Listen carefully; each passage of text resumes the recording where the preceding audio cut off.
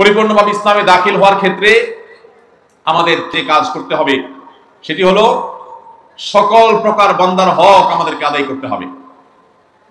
আল্লাহ রাব্বুল আলামিন আমাদেরকে তার যে আদেশ নিষেধগুলো আমাদেরকে মেনে চলতে বলেছেন, এর মধ্যে বেশ কিছু বিষয় আল্লাহ রেখেছেন যেগুলো মানবাধিকার সংশ্লিষ্ট, মানুষের অধিকার সংশ্লিষ্ট। শুধু মানুষ নয়, অন্যান্য প্রাণীকুল, অন্যান্য সৃষ্টি, এমনকি পোকামাকড়, এমনকি বৃক্ষ তরুলতা, এই সবগুলোর অধিকার আল্লাহ তাআলা আমাদের উপর রেখেছেন। আমাদের কর্তব্য আছে নিজের প্রতি, নিজের পরিবারের সদস্যদের প্রতি, মুসলমানদের প্রতি, প্রতিবেশীদের প্রতি, এমনকি অমুসলমানদের প্রতি, মানুষ তো বটে, এমনকি পশু পাখির প্রতি, কীট পতঙ্গের প্রতি, এমনকি নিষ্প্রাণ আল্লাহর যেসব সৃষ্টি আছে সেগুলোর প্রতি, সবকিছুর প্রতি আমাদের দায়বদ্ধতা আছে, আমাদের জবাবদিহিতা আছে।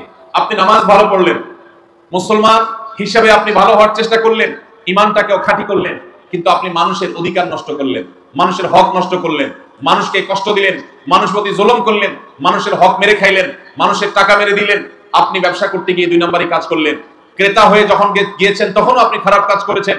আপনি কখনো আল্লাহর খাতায় ভালো মুসলমান হতে পারবেন না। ভাইরা আমার, পরিপূর্ণভাবে ইসলামে দাখিল হওয়ার জন্য শুধুমাত্র 5 ওয়াক্ত নামাজ পড়লেই চলবে? নামাজ পড়ার পাশাপাশি আমাদেরকে ভালো মানুষ হতে হবে। কোন মানুষের কোন অধিকার নষ্ট করা যাবে না। আল্লাহ রাব্বুল আলামিন আমাদেরকে সেই কর্তব্য আদায় করতে বারবার সতর্ক করেছেন। প্রিয় নবী সাল্লাল্লাহু আলাইহি সাল্লাম বলেছেন, ইন্নালি জাসাদিকা আলাইকা হাক্কা, অন্য মানুষ তো বটেই, এমনকি তোমার নিজের শরীরের, তোমার নিজের দেহেরও তোমার কাছে অধিকার আছে, পাওনা আছে, দেহের প্রতিও কর্তব্য আছে। কোনো কারণ ছাড়া তুমি তোমার নিজেকেও যদি কষ্ট দাও, নিজের প্রতিও যদি জুলুম করো, তাহলে তার জন্য আল্লাহর কাছে জবাবদিহি করতে হবে। কেন ইসলাম আত্মহত্যাকে হারাম করেছে? এর একটি কারণ এই, আল্লাহ তাআলা আপনাকে যে জীবন দিয়েছেন, এই জীবনকে রক্ষা করা আপনার জন্য ফরজ। এই জীবনকে নষ্ট করার অধিকার আল্লাহ আপনাকে, আমার শরীর, আমার দেহ, আমি যা ইচ্ছা তা করব, তারা কখনো ইমানদার হতে পারে না। এটা ইমানদারের স্লোগান হতে পারে না। ইমানদার বিশ্বাস করে, ইন্না সালাতি ওয়া নুসুকি ওয়া মাহইয়ায়া ওয়া মামাতি লিল্লাহি রাব্বিল আলামিন, নিশ্চয় আমার সালাত, আমার কুরবানি, আমার জীবন, আমার মরণ, সবকিছু আমি নিবেদন করব কার উদ্দেশ্যে? একমাত্র আল্লাহ রাব্বুল আলামিনের উদ্দেশ্যে। আমার জীবন আল্লাহর দেওয়া, আল্লাহর নির্দেশে এটা পরিচালিত হবে। অতএব আল্লাহ নিষেধ করেছেন, ওয়ালা তুলকু বিআইদিকুম ইলা তাহলুকা, তোমরা নিজেদেরকে ধ্বংসের দিকে ঠেলে দিও না।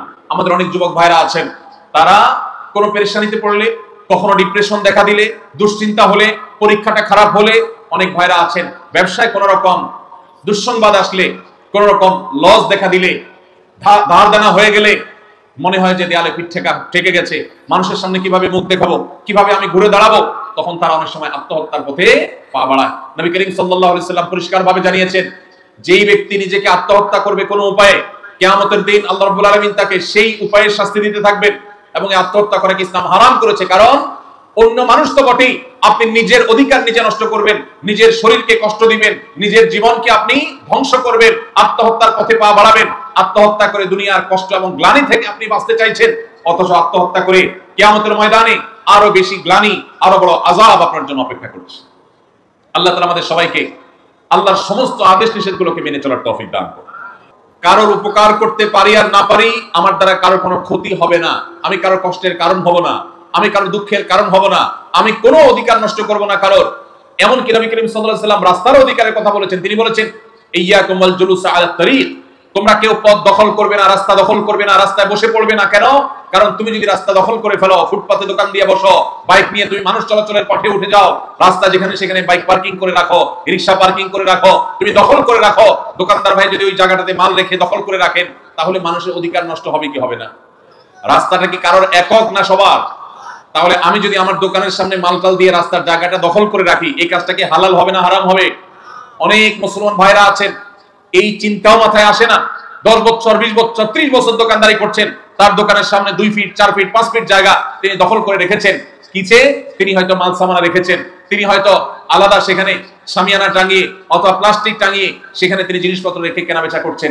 অনেক দোকান, অনেক গাড়িওয়ালা ভাইরা আছেন, বাইকওয়ালা ভাইরা আছেন, যেখানে পার্কিং করা যায় সেটা তো বটেই, এমনকি যেখানে পার্কিং করলে রাস্তার উপরে পার্কিং করা হবে, মানুষের চলাচলে ব্যাঘাত হবে, রাস্তা গাড়ির জ্যাম হয়ে যাবে, সেই জায়গা পর্যন্ত তারা পার্কিং করে রাখেন।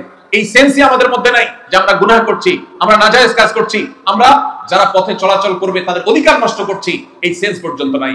এমনকি আমাদের দেশে অনেক মসজিদ আছে, যেই মসজিদের সিঁড়ি মসজিদের সীমানা পার হয়ে রাস্তা পর্যন্ত চলে গেছে, আছে না নাই?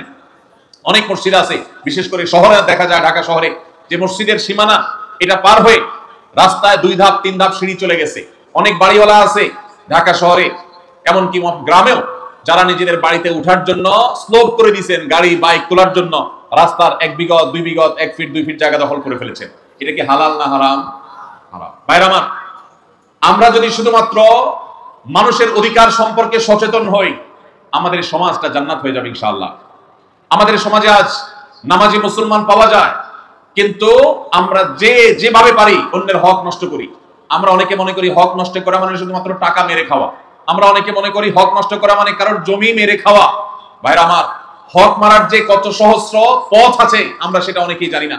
এই যে আমি রাস্তা দখলের কথা বললাম, আমরা অনেকেই আছে যে আমাদের নিজের অজান্তে বহু মানুষের হক আমরা নষ্ট করছি। প্রতিবেশীকে কোনো প্রকার কষ্ট না দেওয়া এটা আমাদের উপরে কর্তব্য। নবী সাল্লাল্লাহু আলাইহি ওয়াসাল্লাম বলেছেন, লা ইউমিনু মান লা ইয়ামানু জারুহু বাওয়াইকাহ, যে ব্যক্তির ক্ষয়ক্ষতি থেকে তার প্রতিবেশী নিরাপদে থাকে না, সে মুমিন হতে পারে না। এখন আপনি আপনার বাসায় ওয়াজ শুনতেছেন হাই ভলিউমে, আপনি সাউন্ড বক্স ফুল দিয়া অথবা মোবাইলে একেবারে ফুল ভলিউম দিয়ে ওয়াজ শুনতেছেন। এত জোরে ওয়াজ শুনতেছেন যে আপনার পাশের বাসার যিনি আছেন, পাশের বাড়িতে যিনি আছেন, আপনার পাশের ঘরে যিনি আছেন, এই আওয়াজে তার ডিস্টার্ব হচ্ছে। তাহলে আপনার এই ওয়াজ শোনার কারণে সওয়াব হবে নাকি গুনাহ হবে? ভাইরা আমার, এইভাবে আমরা অনেকে নিজেদের অজান্তে অনেক মানুষ অধিকার নষ্ট করছে। একজন ইমানদার তার প্রতিটি নড়াচড়ায়, তার প্রতিটি উঠা বসা, তার প্রতিটি কথাবার্তায় তিনি দায়িত্বশীল আচরণ করবেন। আমাদের প্রিয় নবী সাল্লাল্লাহু আলাইহি ওয়াসাল্লামের মসজিদে নববীতে একবার একজন ব্যক্তি, এক সাহাবী, তিনি কোরআনের তেলাওয়াত করছেন একটু উচ্চ স্বরে।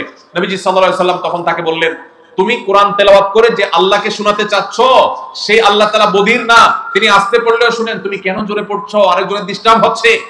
আমরা অনেকে চিৎকার চেঁচামেচি করি, জোরে জোরে কথা বলি, প্রয়োজন ছাড়া আমাদের আশপাশের মানুষকে অতিষ্ঠ করি। এই কাজগুলোর মাধ্যমে আমরা মানুষের অধিকার নষ্ট করি। ভাইরা আমার, একজন মুসলমান তাকে এমন ভাবে চলতে হবে যে আল মুসলিম মান সালিম আল মুসলিমুনা মিন লিসানি ওয়া ইয়াদি, তার হাত এবং মুখ দ্বারা সবাই নিরাপদে থাকবে। পরিপূর্ণভাবে ইসলামে প্রবেশ করতে হলে শুধু নামাজ, রোজা, হজ, যাকাত আদায় করলেই হবে না। এগুলো ইসলামের স্তম্ভ, ইসলামের প্রধান প্রধান কাজ, সন্দেহ নেই। কিন্তু আমাদেরকে মানুষ হতে হবে, উপকারী মানুষ। এমন মানুষ হতে হবে এলাকার সবাই সাক্ষ্য দিবে যে তার মতো মানুষ হয় না, কারো ক্ষতি কোনোদিন করে নাই, পারতপক্ষে কারোর একটা টাকা মেরে খায় নাই, কারোর সাথে চিটারি করে নাই, ছলছাতুরি করে নাই, বাহানা করে নাই, প্রতারণা করে নাই, 2 নাম্বারি করে নাই, কারোর হক মেরে খায় নাই, কাউকে গালি দেয় নাই, কারোর সাথে ঝগড়া করে নাই, কারোর কোনো কষ্টের কারণ হয় নাই।